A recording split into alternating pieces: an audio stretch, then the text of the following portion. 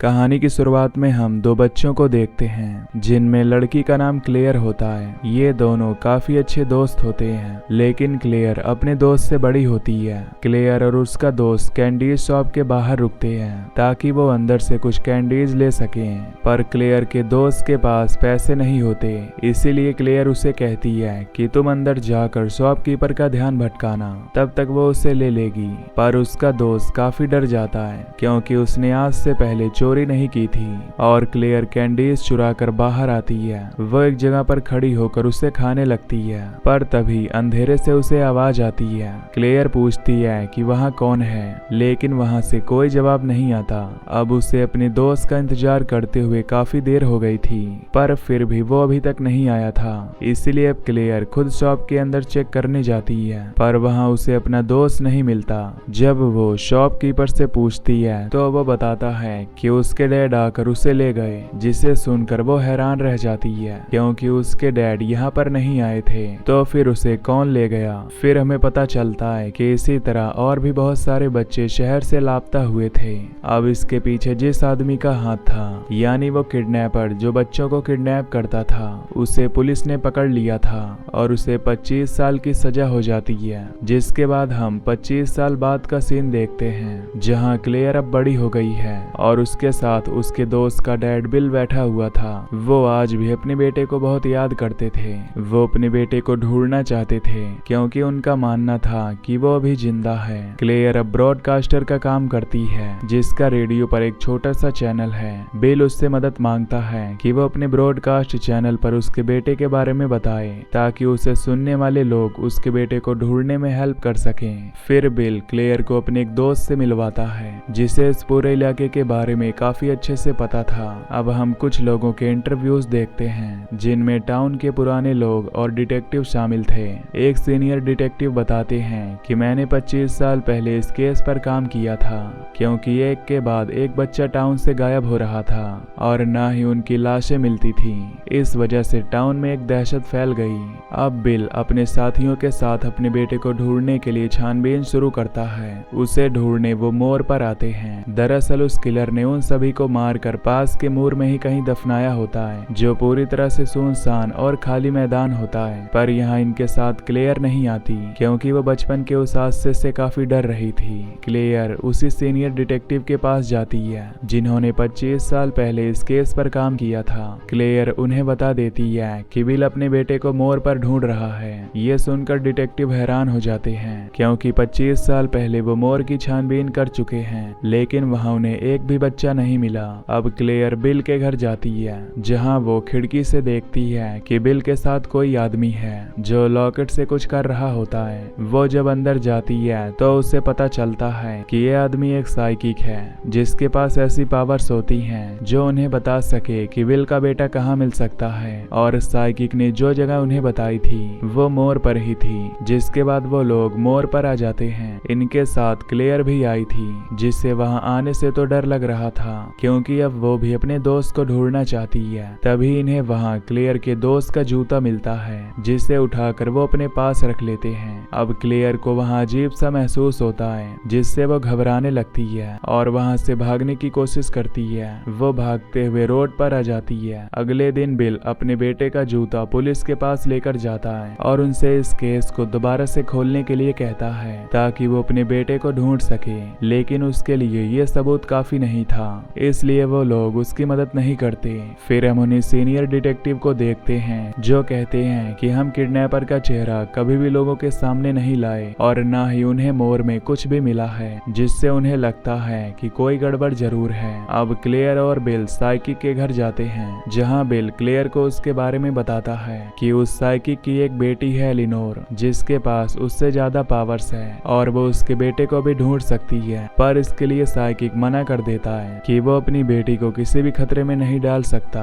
क्योंकि वो एलिनोर से बहुत ज्यादा प्यार करता था। लेकिन बिल पहले ही एलिनोर को बुला चुका होता है जिससे उसका डैड साइकिक उस पर गुस्सा होता है। तब एलिनोर कहती है कि वो अपनी मर्जी से यहाँ आई है और उसे लगता है कि उन्हें उसकी मदद करनी चाहिए, जिससे अब एलिनोर के डैड भी उनका साथ देने के लिए तैयार हो जाते हैं। ये लोग उस जगह मोर का नक्शा टेबल पर बिछाकर उसके चारों तरफ बैठ जाते हैं। तभी एलिनोर नक्शे पर एक जगह को देखती है। फिर वो अपनी पूरी पावर लगाती है और तब बिल तुरंत नक्शे पर उस जगह पर निशान लगा देता है। अब एलिनोर को अपनी पूरी पावर्स लगाने की वजह से उसे काफी अजीब महसूस होता है। अब अगले दिन सब लोग मोर पर जाने लगते हैं। एलिनोर भी उनके साथ जाना चाहती थी, पर उसके डैड कहते हैं कि वहाँ खतरा हो सकता है, तो तुम्हें वहाँ नहीं जाना चाहिए। पर वो अपने डैड की एक नहीं सुनती, जिसके बाद अगले दिन ये सब लोग मोर पर पहुंच जाते हैं और आगे बढ़ते हैं। साथ ही वो यहाँ की हर एक चीज की वीडियो भी बना रही थी। थोड़ा आगे जाने पर एलिनोर को वहाँ किसी बच्चे की मौजूदगी का एहसास होता है, जो दरअसल एक बच्ची की आत्मा थी। एलिनोर उससे पूछती है कि तुम कौन हो। तब बच्ची की आत्मा कहती है कि वो नहीं जानती और वो तो अपने मॉम डैड को भी भूल गई है। एलिनोर उससे पूछती है कि तुम्हें मारकर कहाँ दफन किया गया था। तब बच्ची एलिनोर को अपने कंट्रोल में करने की कोशिश करती है और अपनी पावर से उसे गड्ढे में गिरा देती है। एलिनोर जख्मी हो जाती है और सब लोग उसके पास जाते हैं। बिल समझ जाता है कि वो बच्चे की आत्मा जरूर कुछ कहना चाहती है, इसलिए वो उसी जगह पर खुदाई करने लगता है और उसे वहाँ एक लड़की की लाश मिलती है, जो उसी आत्मा वाली लड़की की थी।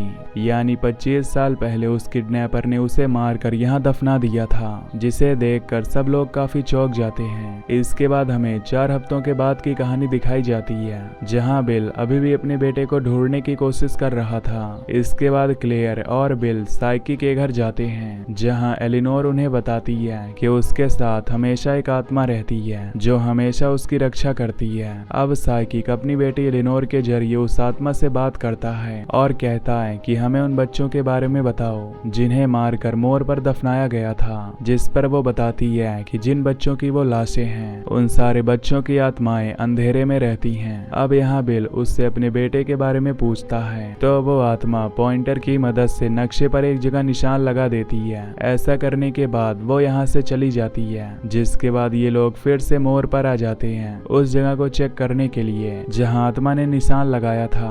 थोड़ा आगे बढ़ने पर इन्हें एक अजीब सा लंबा सा पत्थर दिखाई देता है, जिसके ऊपर अजीब से दायरे बने हुए थे। पर तभी यहाँ बारिश होने लगती है, जिससे ये लोग आगे नहीं बढ़ पाते और वहीं पर टेंट लगा देते हैं। एलिनोर उन सबको बताती है कि उसकी दोस्त आत्मा को यहाँ मोर पर आना बिल्कुल नहीं पसंद है, क्योंकि जब भी वो यहाँ आता है तो उसे अजीब महसूस होने लगता है, जिसका मतलब कि यहाँ कुछ ऐसा है जो उसे बिल्कुल भी नहीं पसंद। यानी कोई ऐसी चीज है जिससे वो भी डर रहा है, हालांकि वो खुद भी एक आत्मा ही है। जब सारे लोग एक साथ बैठकर बातें कर रहे थे तो बिल हल्का होने के लिए टेंट से बाहर जाता है, जहाँ तभी उसे कोई दिखाई देता है जिसका वो पीछा करने लगता है। पर तभी वो दलदल में गिर जाता है, लेकिन ठीक टाइम पर यहाँ बिल की दोस्त आ जाती है जो उसे बचा लेती है। तब बिल उसे भी बता देता है कि मैंने यहाँ किसी को देखा है, इसलिए दोनों उसे ढूंढने चले जाते हैं। उधर टेंट में साइकी काफी घबराया होता है, क्योंकि बिल की वजह से उन सब की जान खतरे में पड़ सकती है,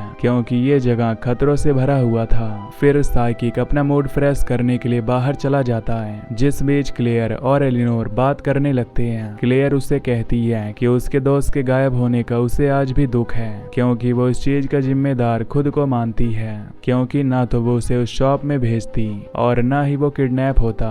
अब अचानक एलिनोर जोर से चिल्लाने लगती है, जिसकी आवाज सुनकर बिल और उसकी दोस्त यहाँ आ जाते हैं। वो उससे पूछते हैं कि तुम चिल्लाई क्यों, तो वो दुखी होते हुए बताती है कि यहाँ कोई बहुत खतरनाक ताकत है, जिससे डर कर उसका आत्मा दोस्त उसे छोड़कर भाग गया है और उसके बगैर उसे भी अजीब सा डर महसूस हो रहा है। फिर वो अचानक अपना अंदाज बदल लेती है और कहती है कि यहाँ पर एक दरवाजा खुल चुका है, जिसके साथ ही वो पजेस्ड होने लगती है, यानी कोई खतरनाक ताकत उसके अंदर आ जाती है और वो एक बार फिर जोर से चिल्लाती है। उसकी ऐसी हालत देखकर बिल और उसकी दोस्त एलिनोर के डैड को बुलाने जाते हैं, जबकि एलिनोर अजीब हालत में आ जाती है और उसकी आंखों से खून निकलने लगता है। वो लोग साइकिक को ढूंढ लेते हैं, पर तभी उन्हें अजीब सी भेड़ें चारों तरफ से घेर लेती हैं, लेकिन उन भेड़ों की आंखें नहीं थीं और वो बहुत ही खूंखार लग रही थी।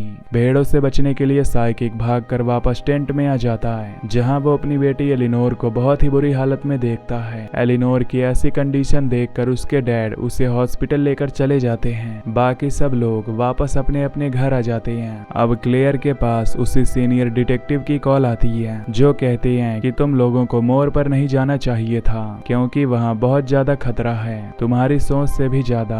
ये सुनकर क्लेयर घबरा जाती जाती है और ये बात वो बिल को भी बताती है और फिर से उसे मोर पर जाने से मना करती है, लेकिन वो उसकी एक नहीं सुनता और अगले दिन ये दोबारा मोर पर जाने के लिए निकल जाते हैं क्योंकि वो हर हाल में अपने बेटे को ढूंढना चाहता था। पर इस बार बिल की दोस्त उसके साथ नहीं जाती क्योंकि वो किसी भी मुसीबत में नहीं फंसना चाहती थी और इस बार सिर्फ क्लेयर और बिल ही जाते हैं। फिर जब ये वहां पहुंचते हैं तो एक जगह पर आकर बिल क्लेयर पर बंदूक तान देता है, जो देखकर क्लेयर को काफी अजीब लगता है और उसे समझ नहीं आता कि आखिर बिल ऐसा क्यों कर रहा है। तो बिल उसे कहता है कि अब उसे यहाँ पर सैक्रिफाइस होना होगा ताकि उसका बेटा उसे वापस मिल सके। ये सुनकर क्लेयर पूछती है कि ऐसा करने के लिए आपको किसने कहा। तब बिल उसे बताता है कि कल रात मुझे एक आवाज सुनाई दी जो कह रही थी कि अगर तुम क्लेयर को सैक्रिफाइस कर दोगे तो तुम्हें तुम्हारा बेटा वापस मिल जाएगा। ये सुनकर क्लेयर रोने लगती है और कहती है कि ये गलत है, उसकी सैक्रिफाइस देने से उसका बेटा नहीं मिल सकता